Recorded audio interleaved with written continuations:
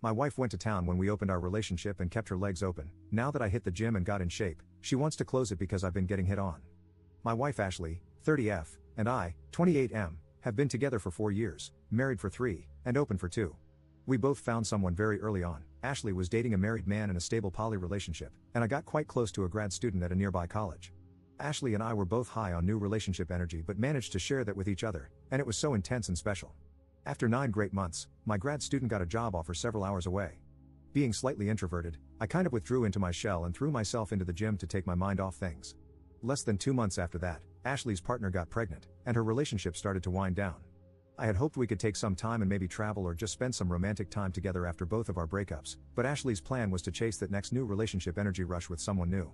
However, she wasn't matching with anyone she could really connect with, so she started seeing more people more often. Then she scheduled a date with a new guy on Saturday night, which had always been our date night. We argued, and she ended up not going out with either of us that night. She insisted we change our date night to Thursday because Friday and Saturday were better for her other partners, especially if they wanted to do an overnight. All this caused me to spiral a bit, and I was practically living at the gym, with no real enthusiasm for dating for a few months. The upside was, I lost 35 pounds and really pumped up my arms and upper body.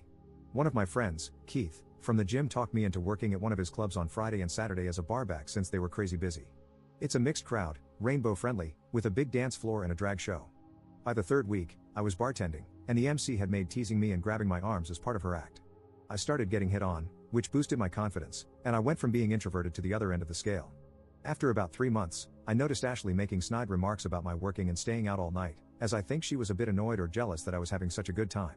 She was still getting dealt crappy cards from a stacked deck, as she put it, rarely getting more than 3 to 4 dates from any one guy before ending it or getting ghosted. Meanwhile, I'm going to after parties or hooking up and not getting home much before the sun comes up. Then came the big storm. First, I knew I was going to hook up with a regular at the bar and not be home, so I texted Ashley that I was having an overnight and wouldn't be home until the next morning. I received a lengthy text about how I ruined the mood on her date and ruined things, and the next day, we had a big argument.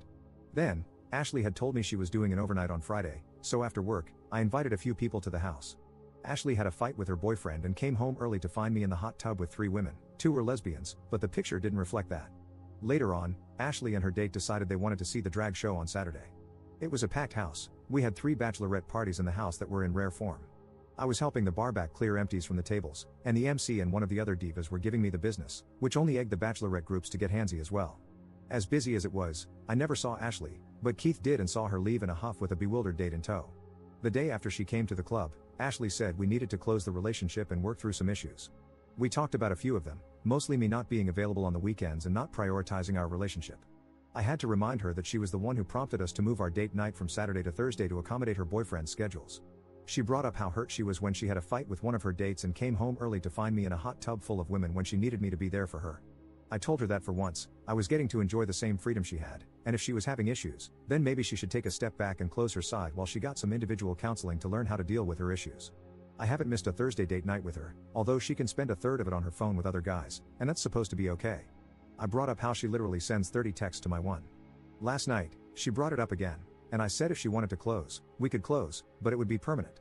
No dating or online flirting. She would have to delete all her dating apps and Snapchat, all her phone numbers of past hookups, everything. I made it clear that if we went down this path, the next time she wanted to so much as have dinner with another man alone, it would be as a single poly woman. Obviously, she didn't like my idea and said it was unfair, and personally, right now, that isn't something I want either. But I'm not going to just let her pour cold water over my side to appease whatever is going through her head right now. Update 1. So a couple of weeks ago, my wife Ashley asked to close our relationship and work on some issues, which I refused since I was just starting to really enjoy it after being left behind as it were. You can read my previous post for context if needed. Another thing she wanted was for me to stop working part-time tending bar at a rainbow-friendly club after she and a date of hers came in and she saw the attention I was getting there. Last Thursday was our scheduled date night where she again asked me to pause, reconnect, and work through some issues.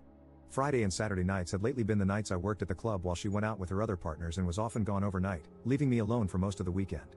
This last weekend she spent both Friday and Saturday nights sitting alone at the end of the bar where I worked. I had a date already planned for Friday after work, but on Saturday, we left together and had breakfast before going home. All this week her phone has been silent, and I have only seen her texting a couple of times. All 3 times we have been intimate this week, she has been the one to initiate it, which is the total opposite of the last 9 months. We had a long talk, and she wants to make Saturday our official date night again, in addition to keeping Thursday night as well. She said she had pulled all her dating profiles down and deleted Snapchat, basically closing her side of the relationship down. Her only ask has been for me to not work Saturdays so we could spend the entire day together. I told her I could do that, but I needed to give Keith time to find a replacement for me at the club. We are spending this afternoon with her family and lunch tomorrow with mine for Thanksgiving. Ashley has a new individual therapist she will start seeing next week and wants an extra session with our couples counselor for the next couple of months. She hopes, but hasn't pressed, that I will close my side as well, but I haven't made up my mind yet. I guess I will wait and see for now. Update 2. So, we started going to couples therapy every other week, and in the weeks in between, she was seeing her personal therapist. I was able to get her to understand and take the blame for how I suffered, and we worked through a lot of our issues. Our therapist had us work on what we each wanted going forward and devised a plan to manage our expectations. Some of the rules were made to manage new relationship energy and respect each other. These were not boundaries that could be pushed but rules that had serious consequences, either close permanently or separate pending divorce proceedings. Thursday and Saturday were our date nights, no phone calls or texts with other partners. On nights we were home together, there would be no texts after 7 p.m. Each of us was allowed 2 dates per week with other partners. No phones are allowed in the bedroom, and no hosting partners at our house. All partners will be informed of these rules and expected to honor them. We spent about 6 weeks rebuilding our relationship and trust. I had one person I was seeing, but she was still closed for the most part. A month ago, in one of our sessions, she asked if I was comfortable with her seeing people again, and I said I was okay as long as she followed what we had talked about. She started talking to this guy, I'll call him Fred, and they went out a couple of times and smashed on the second date, no overnights yet, and they have both been good about texting per our agreements. Last week, Ashley said a friend of hers was going to be in town on Saturday, and she wanted to have dinner with him. I asked if that was how she wanted to spend date night, and she said just this once. She said he was just a friend and was only in town for the day, so I said sure, why not? Fast forward to Saturday, she is getting ready, getting dressed up really nice for just a friend. She came out of the bedroom, and I got up and grabbed my jacket and keys, and asked if she was ready to go. She asked what I was doing, and I said we're going to have dinner with your friend tonight, right? She said that wasn't exactly the plan. I apologized and said that's what I thought she meant about having dinner with him on our date night, and suggested she text him and tell him it would be 3 for dinner. After more discussion, she did send him a text that she would be unable to make it for dinner. We ended up getting a pizza delivered and talking most of the night. Sunday morning, we slept in, and she woke up like nothing had happened and rolled over on top of me. This week the subject hasn't come up, and she has been pretty loving. Monday, we have couples therapy where I'm sure one of us is going to bring it up. Hopefully, it's just a small bump in the road as we have been better together than we have been in a long time. This Saturday, we are celebrating my promotion, and I am surprising her with a trip overseas. Update 3. I had high hopes, but I have to admit most of you were right. Things were looking up, and we, at least I, were happy, and things looked like we had moved past all the drama. But her lies kept piling up, even telling little lies that didn't mean anything. Last Sunday, Ashley said she was going shopping with her mom and would be home around 5 p.m. About 30 minutes after she left, I heard her watch dinging away in the bedroom. She had left it on the charger by the bed. I called her to tell her she had left her watch and to pick up bread for dinner on her way home, but she didn't pick up, which isn't unusual when she is driving. So I called her mom, and when I told her to tell my wife when she got there, she seemed surprised. I chatted with her for a while and discovered they had no shopping plans. Now I checked the text messages that had been coming in on her watch. The one that stood out was from a guy named Alan, whom I didn't know, saying he was running an errand and was going to be a little late. I was composing a lengthy text message when Ashley called me back.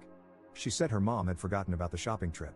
I stopped her and said since Alan was running late, she should come back home so we could talk. There were a few seconds of silence before she said she would be right there. When she got home, I told her I had had it with all the lies and gaslighting.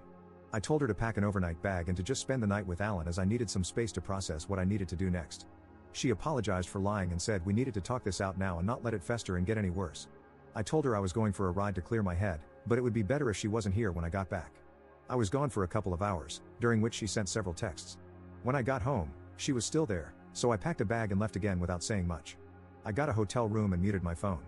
Monday morning, I got to work early and made some calls.